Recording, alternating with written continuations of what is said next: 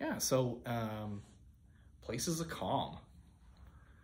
What comes to mind today as you think about places of calm?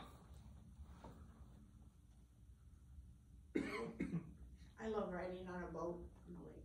Oh yeah, a boat on the lake. Ditto. Well, maybe you want to leave before we read the gospel then. No, that's okay. Yeah, no, it is. Right? It can be a real wonderful. Places of calm.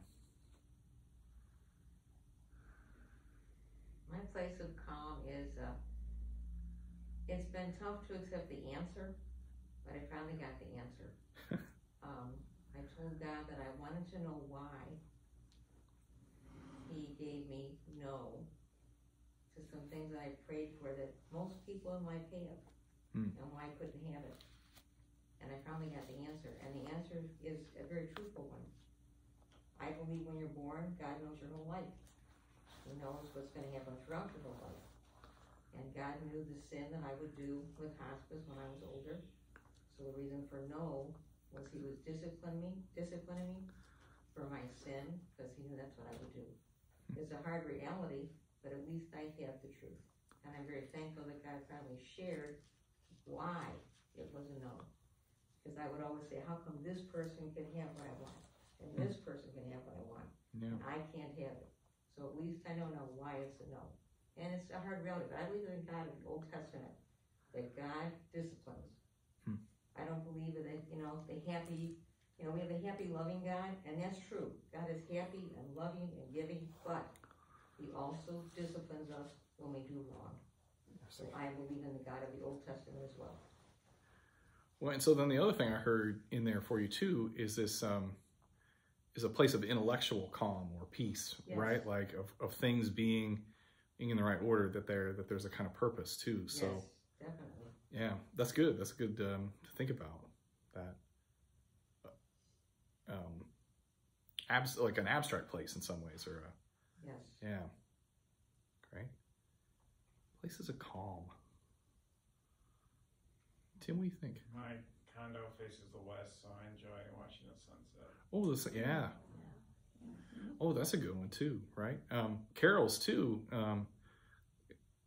Shared, in the boat, right? Like you're also like that place is like lined up. There's like a certain kind of like being lined up with the water or with the sun, or right, like being kind of like in that relationship, that wider relationship. Susan too mentioned, the way that relationship kind of came together with her and God to bring a place of calm. That's great. Other thoughts on calm before we get the rough seas here?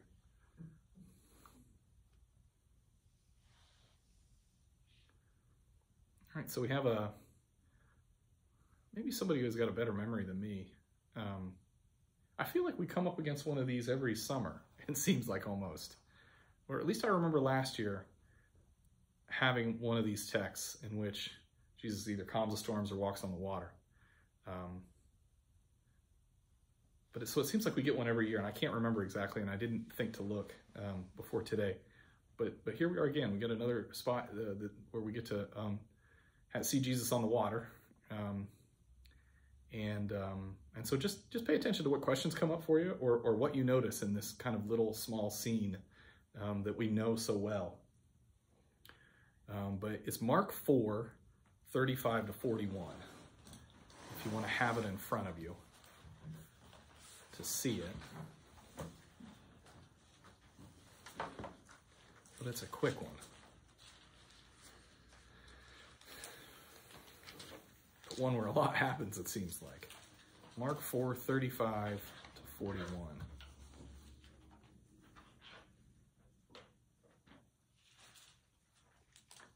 And it comes right after, so this is the passage that I'm pretty sure comes right after the seed parables that we did last week. So Jesus teaching about seeds and parables and the kingdom and mustard seeds and all those things. And then we get this note. On that day, when evening had come, Jesus said to them, "Let us go across to the other side." And leaving the crowd behind, they took him with them in the boat, just as he was. other boats were with him. And a great windstorm arose, and the waves beat into the boat so that the boat was already being swamped. But he was in the stern, asleep on the cushion. And they woke him up, saying to him, "Teacher, do you not care that we are perishing?" He woke up and rebuked the wind and said to the sea, "Peace, be still." Then the wind ceased, and there was a dead calm. He said to them, "Why are you afraid? Have you no faith?" And they were filled with great awe and said to one another, "Who then is this, that even the wind and the sea obey?"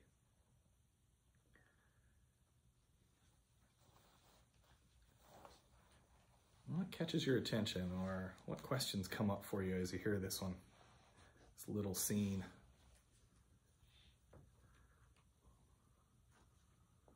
They were terrified. Yeah. The greatest enemy, I think, to God in the world is fear. Okay. We all have a level where fear will take over. When Yeah. something that we face in life or deal with in life, that fear will just be the overcoming emotion. And with that emotion, that is an emotion that does separate us from God. And I see that in here, they had terrified. I see that as having fear. They were afraid. Yeah. Yeah, and it also seems like you connect with, like, definitely. Yeah.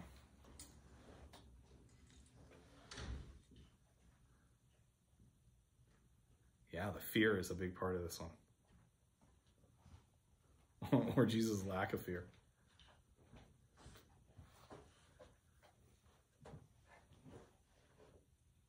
What else jumps out at you?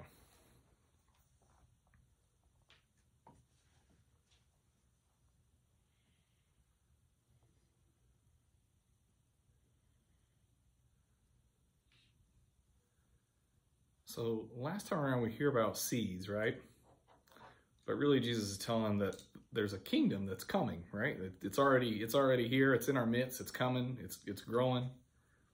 And it's going to change everything. Everything's going to be different. This is a great story, great sentiment, right? We get this sense of hope. And then we go to this story where it's like, yeah, and actually I'll show you what that's going to be like.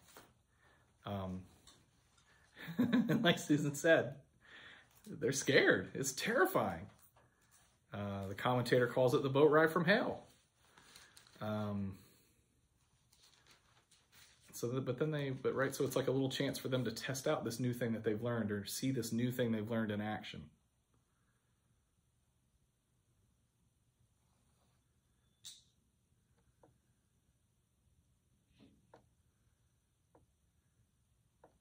Anything else?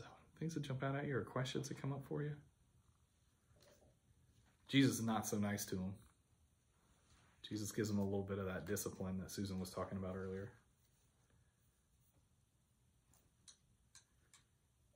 But the disciples are kind of like a literary character here that, like, are good for us. Because it's like, well, they don't get it, but at least maybe I get it a little bit more than they do. So they get to be our straw characters who get beat on a little bit. Tim? That's a good question. Yeah? Do the disciples refer to Jesus a lot as teacher, or does that just happen every? It does. Yeah, right? And then sometimes, with the rabbi, I'll say rabbi. Thanks for bringing that up, because it's right. This is also that larger theme that we're doing in the Gospel of Mark of who is this, right? Is this a healer? Is this a teacher? Is this a miracle worker? Who is this? And so they're calling him teacher at the beginning of this, but then they just throw their hands up after he calms the sea, and they say, who is this? This is not just a teacher anymore. And so the commentary this week will say something, the calming of the storm here marks a shift, right? So 2 weeks ago, we talked about how Jesus has been teaching, but he's been kind of edgy while he's teaching, and their family doesn't like it. The scribes don't like it. He's been working miracles, but not like anything anybody's ever seen before. And he's been healing. And I can't remember whether he started healing on the Sabbath or not, just to make people mad. Well, not just to make people mad, Jesus didn't do that, but and making people mad. But again, these three roles he's had already, like they don't quite fit what people want. And then now this calming of the storm is a whole other thing. And so now the question is really up in the air. Who is this? So the commentator David Jacobson will say that the calming of the storm isn't just a miracle, right? It's meant to be a greater symbolic thing, right? That Jesus actually, right? We're supposed to think of the chaos at the creation.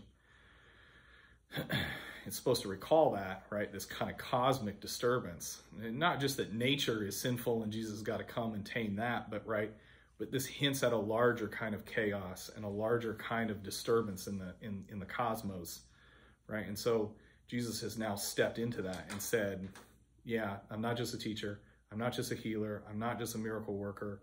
I'm actually somebody who's going to step into this cosmic disturbance, and with a word, I'll fix it and bring everything back into relationship.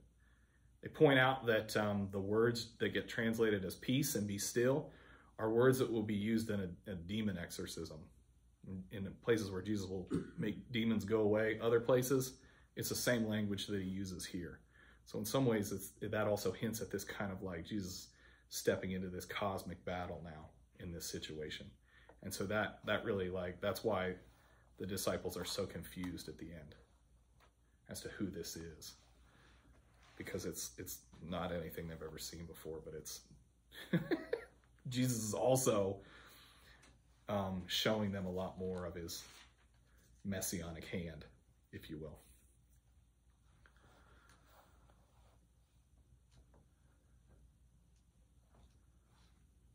Other things that you notice are other questions that come up as we look at this little story, Jesus in a boat.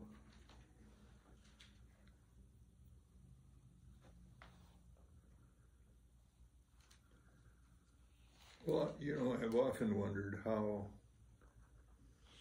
easy it was or difficult it was Yeah. to live with Jesus. Because That's a great intro. I think up to this point in Mark, for the most part, he's been teaching. Yeah. And,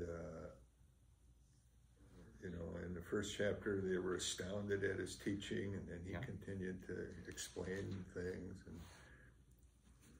And that would be a good classic Jewish, honored position to be the teacher. Yeah.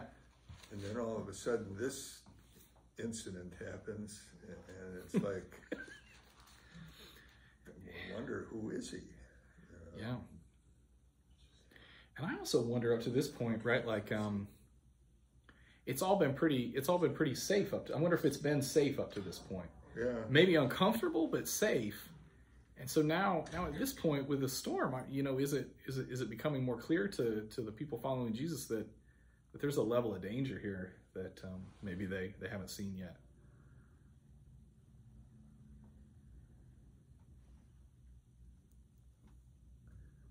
I think I read someplace that the ancients considered the sea the most demonic or hard to control. Yeah. And here Jesus not only sleeps through it, but when they wake him up, he is... Yeah, thanks for drawing that into it too, right? Because that moment where Jesus is just sleeping, don't mind me, I'm just going to nap. Yeah, right? In this situation that is almost demonic and totally uncontrollable for them.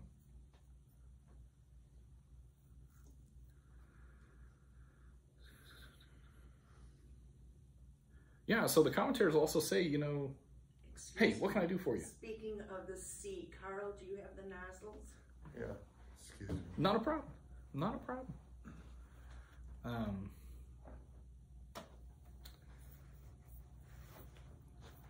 With the commentators will say, the logical comparisons that we can make, they say, go ahead, do it. So much like the original hearers, right, whose whole world has been turned upside down, that the temple's been destroyed, that many of their relatives have been killed, Some of them have been relocated. Their whole world's upside down with the Roman order coming in. They're living through more than just a storm, right? And so then, in the same way, we can, as a modern audience who doesn't sail in the same way, and yet we encounter storms in our life, that we can do that, right? Like that we can hear this in that same way. That the good news, right, is that Jesus does calm the storm, and we can hear that in an individual way, right, in our individual storms, but also as a collective, right? That for those having lived through a pretty big storm or storms in the last year, too, we can hear good news, and that Jesus is also working to bring us through that as a collective, right, and how we continue as a community, as a nation, as a globe, to move through the things that we've been in the last year, continue to be in some ways, right? So it can speak to that, and that this is part of that kind of cosmic Jesus coming into the cosmic fray for us in a new way. The commentary also suggests that we hear a communal aspect, that there's a community here. Even though the disciples are in a boat, they point out in verse 36 that there are other boats with them. So we don't hear the story of what the other boats, what's happening in the other boats, what those other boats are like, or whether they make it through the storm or not, but there are other boats with them. And so they point out, we can think about it, we should think about it in that way, right? That you've got this individual aspect, right? That, sometimes we hear the disciples as a voice, as a single single person, right? And we can think about that too, calling out to Jesus in the storm. You can think about this little group in this boat together, this group of disciples that are weathering a storm together with Jesus. And then there's a group of boats, right? And so we can think about it in all those ways, in this kind of communal aspect. We've got that, the church, I don't know so much, we don't necessarily talk about it so much here, but the church in general likes the idea of the church as a ship. And you maybe hear that in hymns sometime. That might be the place where we hear it. Too, if you know some of the language around church architecture and like the nave, right? Nave as in like the navy, as in that's in kind of nautical word, right? They come from the same place in Latin. And so even in the way that the inside of the church is designed, right, might look like the inside of a ship. So that kind of architecture was kind of part of that. So many of the old Danish churches, they always had ships hanging in the main. Yep. And so that's the other one too. I remember being in churches in the city and seeing a ship and thinking, I wonder what that was about. But yeah, it is. It's the same. Why the Danish churches? Is there some significance? That Viking heritage. I don't know. I asked a couple of old timers once, and they said, well, our ancestors came in a ship, but yeah. It had to have a deeper meaning than that. I don't know what.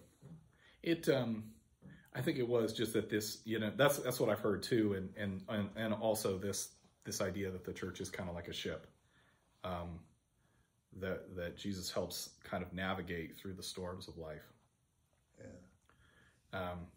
During the pandemic, you may have heard, right, that was a phrase that got used sometimes too, kind of we're all of a sudden we're all in the same boat. And then the next week somebody else said, well, maybe, but also some of us aren't in the same boat. Some people cruising around in yachts right now, literally and not. And so that was another thing that kind of reminded, I just thought about that and where we were about a year ago while we were thinking about this and thinking about boats. Right?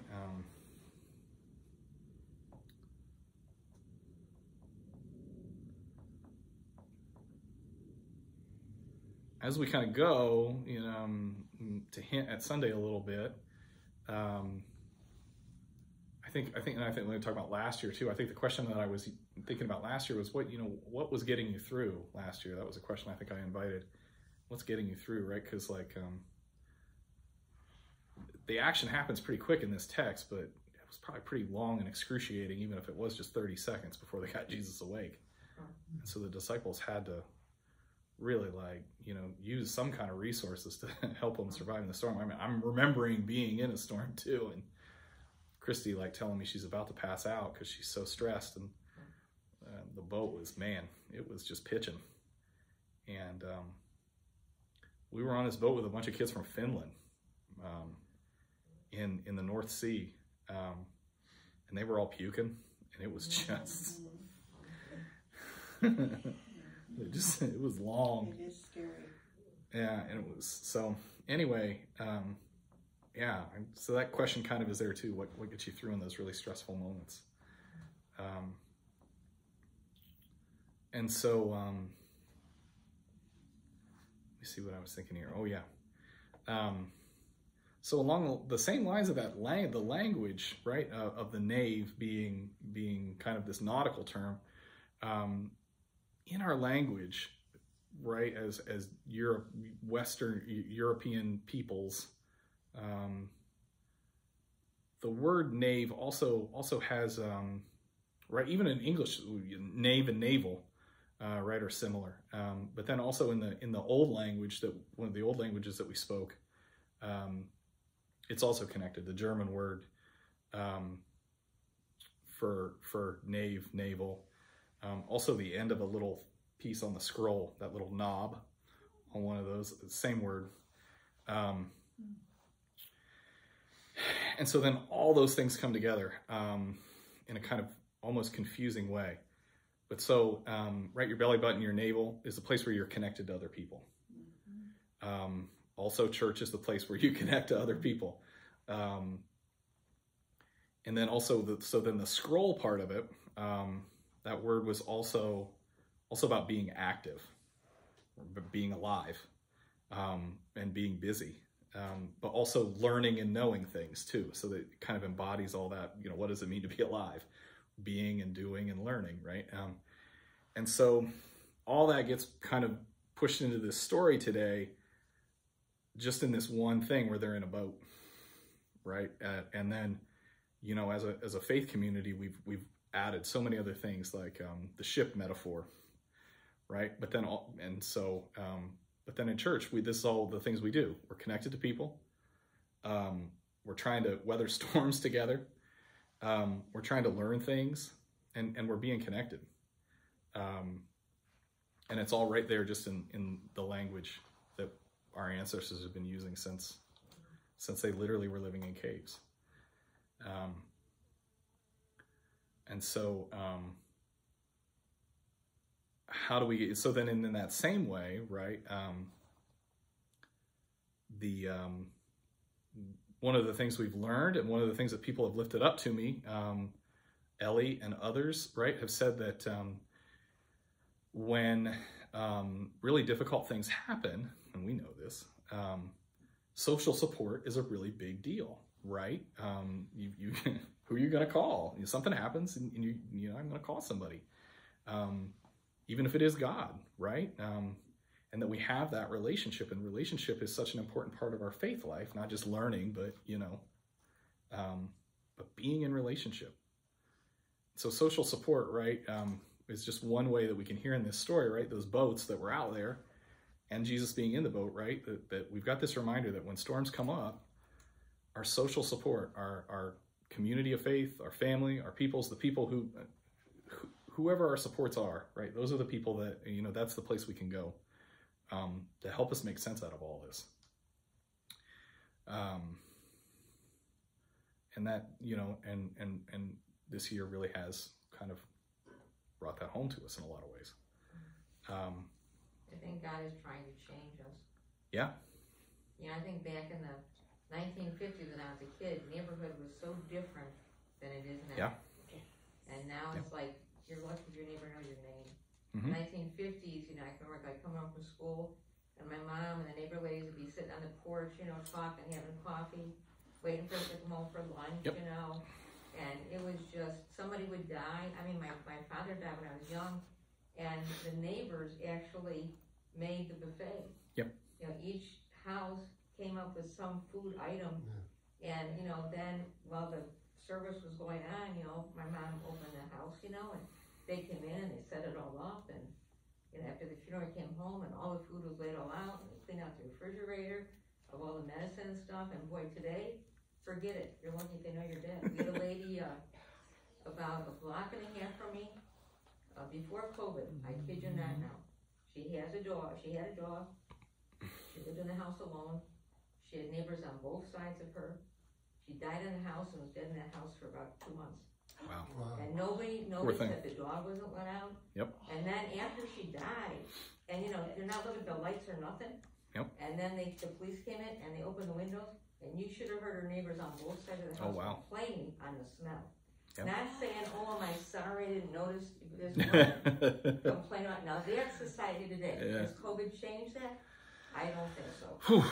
Yeah, and that's the truth of it. I mean, that's what's going on in our world. Well, and even before, yeah, right. So even before, I can remember standing in this exact spot and charting this kind of movement, societally, this cultural movement, right? I've heard people, some of my older people telling me, advent of television was wonderful.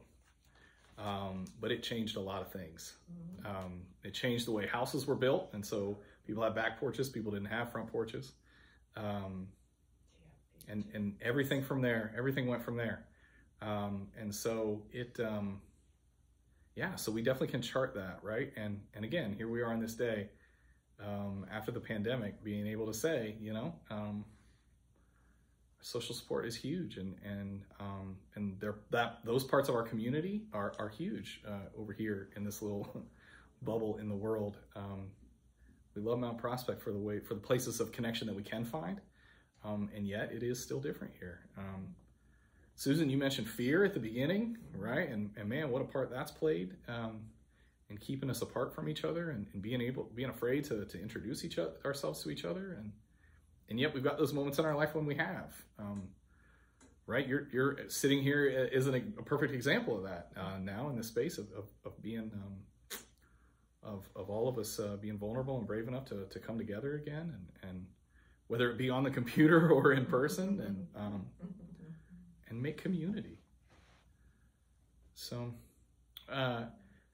in the life of the church and our 75th anniversary celebration, fellowship is the kind of theme for this week, and or the subject of the pictures. And so I'll just say that I've seen a lot of pictures of some of y'all looking very fit and active and young, doing all kinds of things, and it was fun. You mean different from the way we look now? Not at all. You just had different clothes on from a different era, and right. Diane and I talked about after church on Sunday how fun it was to see the pictures, and I've just been thinking too, as I looked at pictures, because one of the middle schoolers that's helping us do projects this summer scanned the pictures for the next 2 weeks, and so it was fellowship, and then I don't know what the theme for 2 weeks from Sunday is, but she scanned all of the parade pictures from 1971 to 2006. Wow! And so she didn't scan all the pictures, but she scanned a couple of pictures from each year, and that just had a whole arc of a story. It had so many stories in it. Those pictures are cool because you can just see the stories that are happening in those little pictures. And then with the July 4th ones, there was a big story. There's a much bigger story there too. To see all those parades and the different cars every year. The cars are always such a part of the parade, but also a part of our culture, and you can just, anyways. That's just a little preview for your slideshows the next couple of weeks. And the floats too. Yes. Brought the confirmands and the younger kids all together, and that was always a fun.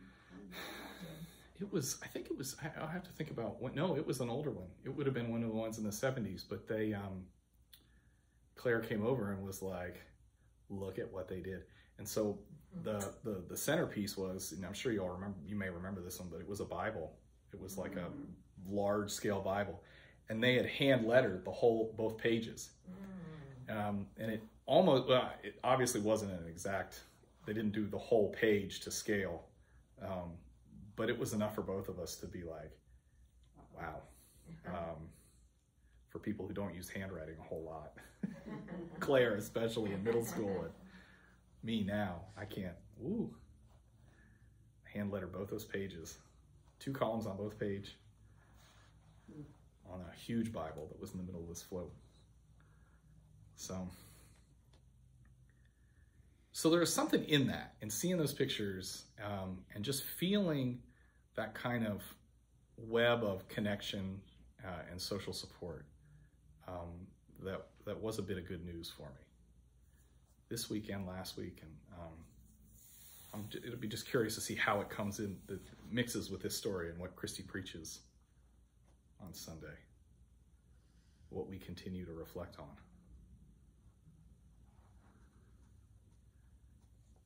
What do you think? Any last thoughts? Diane, you got any funny stories about playing pranks on Jim? What was that? I said, you got any good stories about playing pranks on Jim like you did last week? No. I don't know if Christy told you, but I told her right after, and she was like, if I had known that, we would have had Diane preach on Sunday. We did have fun one time at a wedding. It was with the Jewish people, and I'm trying to think of who else, Armenian, whatever it was. Okay. But Dick and I, with a couple that we knew, put paper all over their door. Nice. So, yes. So when they came out, they thought this was a Jewish tradition, and they were afraid to go through the door. So finally, they cut a little hole with the just lookout. to peek. Yeah, just to peek out. And then we felt so bad. We said, "You can come out now." And we came, and we were laughing. I mean, at the time, it was funny. That's and good. course, I like it. Yeah. So it was harmless, but we do like to do little things. Well, yeah, right. Like that's part of the whole. Yeah. That's the whole part of the whole social support thing too, right? It's not all serious, right? Like no. And actually, we did that too with the women's group. We used to go away for a weekend. Yeah. Yes. Oh yes, we did that too, and it was fun. Yeah. Oh, I like that. Sigrid. You remember Sigrid. All right, well, what happens on the women's trip stays on the women's trip, I guess, and we'll just... All right. Any other last thoughts for today? Oh, well, thank you all. This is another wonderful week. Thank you all for your thoughts and your insights today. We'll meet again next week. Thank you. Yeah. Thank you. Thank you.